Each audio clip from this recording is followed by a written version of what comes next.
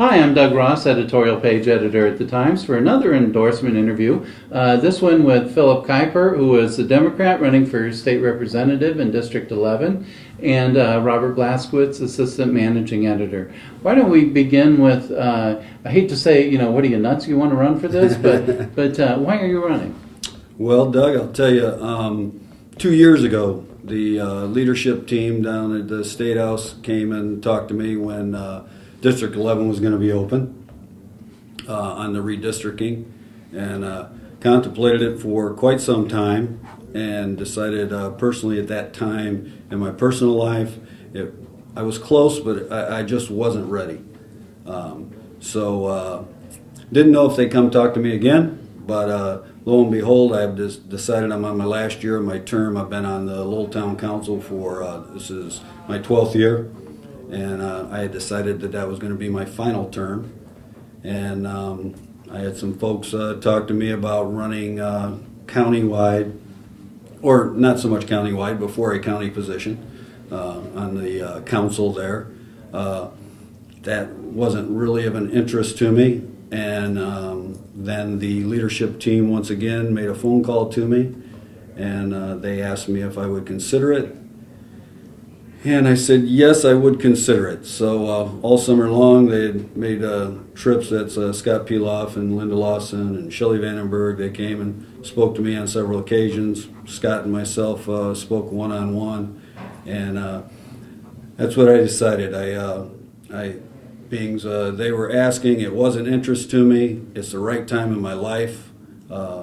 Because, and I say that because it's my wife and I now. My daughter graduates from Purdue in education in May, and my son is off in first lieutenant in the Marines. He's off with the Marines. So it's just my wife and I just think it's the right time in my life, and it's something that has always interested me. Okay, we should have said, by the way, that Jim Mitro, your opponent, declined to be here. Why don't we talk about, I'm sorry. You had a question, I thought. Okay. No, go ahead. Why don't we talk about your philosophy of education? I mean, you've seen what Indiana's been doing. Is that where it should be going, or? Well, I'm definitely a proponent of public education. I'm a product of public education. I believe in it. My children are public education. They both graduated from Purdue University after high school. Public education, I just think no matter what we do, I saw this morning that they signed a bill on getting rid of the core, and I'm not going to say that's good, bad, or ugly. I think whatever we do, as long as we're focusing on the kids. I think we've kind of evolved here to where we're focusing on tests, making sure the kids pass tests, and sometimes that loses focus on the kids themselves. So I think we have probably the best teachers you can have in public education. As these other things evolve, I know we've seen our enrollment in our district, at least in Lowell, decline. I don't think that's a good thing. Our population is growing, but our public education is declining. Probably closer to me, my daughter graduating in May, first thing she's talking about is moving out of the state to teach. I don't think that's good for our state. Okay. How do you find the balance between knowing, the standardized test to know all of your kids are up to snuff statewide, or at least, as much as you can, and just freeing the teachers to do, what they do best? Well, I think that falls on the teacher, the administration and the teacher. I think you can put kids first, but I also think that if the funding's there and you can have the teachers you need in the school, and if there's certain kids that need special time and help, I think that should be there for them. So we can make our tests or whatever our goals are as far as the school itself, but don't leave behind the kids. We hear so often kids go to college and they have to retake a class or something that they didn't get in high school. I know my kids were very prepared. I think our public education and the Tri-Creek School Corporation prepared my kids very well for their college education. Okay. Indiana has started a pilot project, or at least approved funding for a pilot project for 5 counties for early childhood education in a state that doesn't require kindergarten attendance. Let's work your thoughts toward preschool and kindergarten and the early grades. Well, I think the earlier the better on the education. I think as we've seen how our whole country is. I look back now what my kids, and they've been out of school now for 4 or 5 years, out of high school. I saw what they were learning in middle school. I never got in high school when I was there. I mean, they're that far advanced. So we got to continue that, and as far as I'm concerned, the earlier the better. I'm all for the early education. Okay. Robert, I thought you had a question, right? Yeah, shifting away from education to taxes. We saw in a recent session, we saw a lot of debate over the business tax and reducing business taxes and the effort to try to balance that with the revenue needs of local communities, which there was a lot of pushback from what the governor wanted with local communities. Where do you see that balance being in terms of making a receptive environment for business while also preserving state revenues? I think it's a concern, and I'm concerned about the business tax, like a lot of folks are. And I say that because just in our community, about a little over 3 years ago, as we started coming a little bit out of the economy woes, there wasn't a whole lot of business happening, and actually there was more decline than adding on to. So we formed a redevelopment committee, and we've targeted TIF districts, revitalization areas. I'm very pro abatement on business. And I think that's important, and that's been great for us. And we've seen the attraction. We've got folks knocking on our door. We've got four brand new nice businesses. One that's going to add 70+ jobs. I think that's important to help the businesses as a partner of the community. My concern is on cutting the tax, or possibly eventually doing away with it. Who has to make that up? And I'm worried about the residents, if that's all going to be made up by the residents.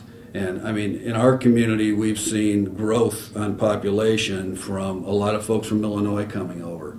And the first thing they'll tell you is they're trying to get away from property tax. So, when you talk to folks in Lake County, they're complaining about their property tax, but we got people moving into our county to get away from property tax. What will this do to that? That's my concern. I don't have a forecast. I'm just concerned about it. I'd like everybody to really worry about that. And I think giving the option to the county, that's pretty tough, because if you decide not to give those breaks to the business, your neighboring county is going to. Then you got to worry about losing what you have, not what you might be getting. You got to worry about what you've had. So I think it's a very tough balancing act, and we'll see what happens in the real near future. We should probably talk about infrastructure. Let's start with the train. What do you think? Well, I come from a small town, and my district is made up of small communities. And out of my district, probably Lowell is right in the effect on future progress of the rail. Even if it makes it to 30, the next stop they've always talked is Lowell. As I've always said, I think Lowell, in my opinion, Lowell is in a very good position on this South Shore Rail. I don't think my council at the moment, I just had Congressman Visklosky down to Lowell last week to talk about it, and I don't think my council is on board with a contribution. That somewhat bothers me, and I didn't expect them to give their 25%, but I thought a smaller amount to get in the game, just to let them know that there is an interest. in the smaller communities, there's a lot of concern. And I think the concern is what happens to your town. And I say that in regards of, I think Lowell's in a good spot. They're talking about 9 years of getting this to 30. There's no guarantees it'll even go any farther south, but if it would, I don't know how much longer that takes. For me, that's a great advantage for a community south of 30 that is interested in it, because they have that much time to plan for it. And they have that much time to plan for their whole community. What you want to do to prepare for that. We know there's been areas people want to blame the train for their community that has deteriorated, but we also know there's western suburbs that are thriving, places I can't afford to live that have the train. So I don't think it's the train per se. I think it's have you planned for the train? And I think that's really important. I think that's an advantage for south of 30 in the line of the railroad. Okay. Indiana is starting to put money toward more roads, obviously not Klein Avenue Bridge, but toward more roads and so forth.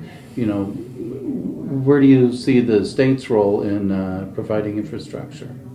Well, just before I came in here, I didn't realize that. I understand they budgeted some money for roads, and there was a certain percentage that was supposed to come to, or that was proposed to come to the locals, and what I just understood was that was cut out. So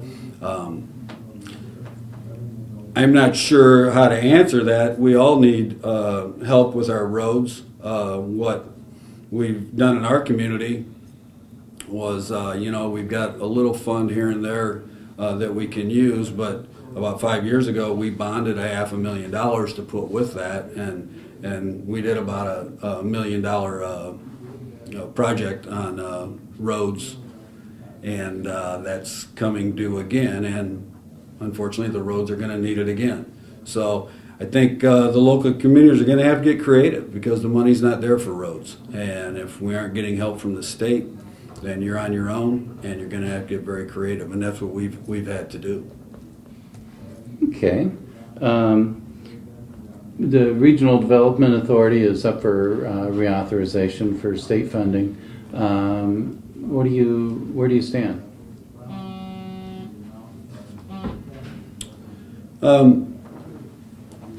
Well, I'd support that. Okay.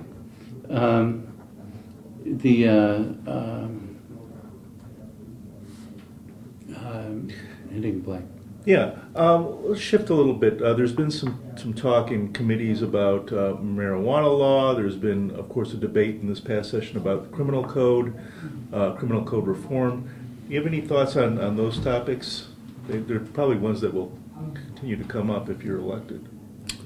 Yeah, I think I'm concerned about how quick this marijuana in our country is spreading for legalization. I think it's been proven it's helped in the medical world. At this point, I'm not interested in supporting legal marijuana in the state of Indiana. So. Okay. If you're elected, what would be the first bills you'd want to file? To budget our public schools, to get them some funding. I think that's incredibly important.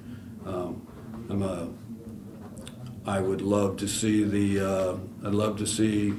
well, first and foremost, the numbers have to be there. So we know our side's not going to, with being with the supermajority on the other side, we know there's not going to be a whole lot of huge change that we're looking for. But I say if we can get some numbers changed, the public education would be right at the top of my list, and repealing the right to work. I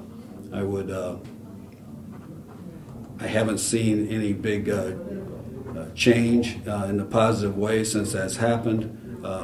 I think we're just fine the way it was, and I hadn't heard a whole lot of complaints about it. But so those would be two at the top. We talk about the business climate for Indiana. How, what metrics would you use to decide, is what Indiana has working? So what Indiana has working? I mean, we've been tinkering and tinkering with taxes and whatnot. You mentioned right to work. At what point do you say, let's, stop and see what happens? Well, I think right now, I think just in Lake County too, I think it's just in our county, and that's really more what I'm interested in is our region, our county in this area. I'd like some more respect. I don't think we're respected downstate. That needs to change. For whatever reason, I think we all probably have a pretty good idea what the different reasons have been over the years, but that needs to change. We've got probably the toughest working folks you could have, not only in Indiana but maybe the country. We're awfully hard workers here, and our leaders need to go down there and let them know that we need to be respected. We not only that, but we carry a lot of votes, and they need to respect that. Okay. Do you have anything else, Robert? I think so, no. Okay, well, let's use one final question. What did we not ask that we should have? What did you not ask that we should have? Well, I would say this, that I have been a Democratic councilman for the last 12 years in this area, and what probably maybe you don't know is I'm a very conservative Democrat, and that's very important to me. I'm also devoted to my faith, and this isn't my number one. I'll be the first to tell you, being state rep of my region isn't my first priority in life, and it's faith, family, and after that, everything else comes. So that's important to me, and I'm looking forward to the next few months. And I appreciate you guys. Okay. Well, once again, I'm Doug Ross, editorial page editor at the Times, here with Phillip Kuiper, Democratic candidate for state representative in District 11. His opponent chose not to join us this morning. And with Robert Blaskowitz here, assistant managing editor. Thank you for viewing.